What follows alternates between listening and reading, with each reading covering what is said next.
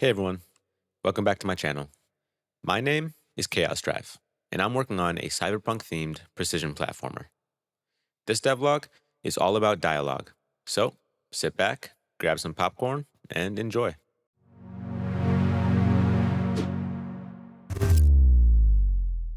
The dialogue system was one of the first things I started working on after the switch to Godot, and it's definitely taken me the longest out of anything I've done so far. For me, the dialogue in my game needed to check a couple of boxes. First, I needed to be able to use cool colors and effects to make the text really pop on screen. Second, I really wanted there to be branching dialogue choices. And third, it needed to be easy for me to create new dialogues throughout the development of the game. The first challenge was setting up the dialogue manager node. This was my first time utilizing Godot's control nodes, so it definitely took some tampering, but now that I understand them, I think they have a lot of potential for creating nice looking GUIs without even using any code. Dialog box components are as follows: a text box, a portrait image of the speaker, and a name box for the speaker's name. After I finished these components, I just threw my bloom shader on it for a little glow, and it was looking good. Now that I had the dialog box actually in the game, tackling the first task didn't take too long.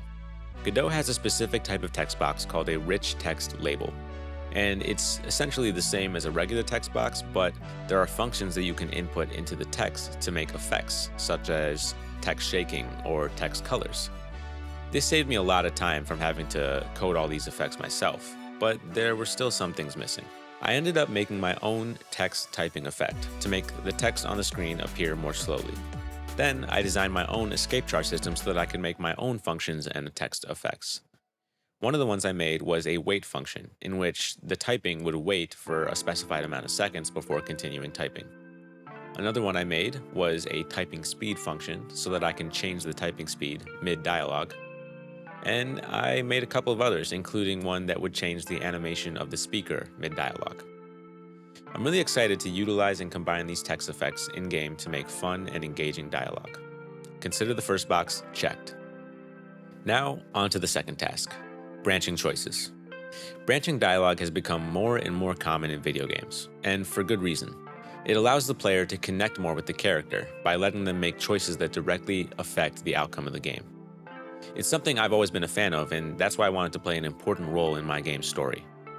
The question is not how to make the choices though, it's how to store them as data. The more choices you have, the more branches of dialogue you need, and suddenly, the amount of dialogue you have to keep track of increases exponentially. For this, I use Godot's ability to create custom resources. A custom resource is essentially like creating a class in any object-oriented programming language. I created a dialogue data resource, which holds an array of dialogue pages, and each dialogue page is a dictionary that holds a couple of different variables.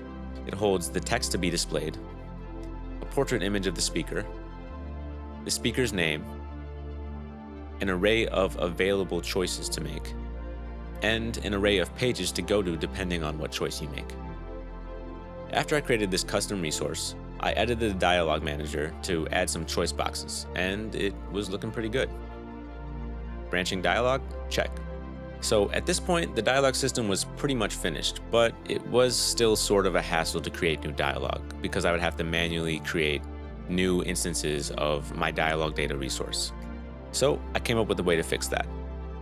Godot has editor plugins that you can make, and they're essentially just programs that run in the editor, and they can help you automate certain parts of the development. So I created my own dialogue graph plugin.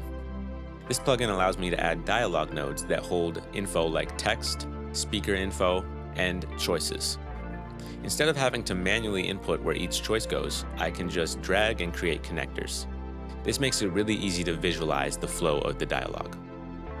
Once I'm done making a dialogue, I can just hit the save button and it parses the dialogue graph and saves it as one of my custom dialogue data resources. I'm really proud of this plugin, especially because it took me forever to figure out as a beginner in Godot. But now I finally have everything I need to make amazing dialogue in my game. I really appreciate you guys joining me on my game development journey. If you enjoy these videos and want to see more, consider leaving a like and subscribing. In the next devlog, I'll be discussing the cutscene system for my game. In the meantime, thanks for watching and stay tuned for the next one.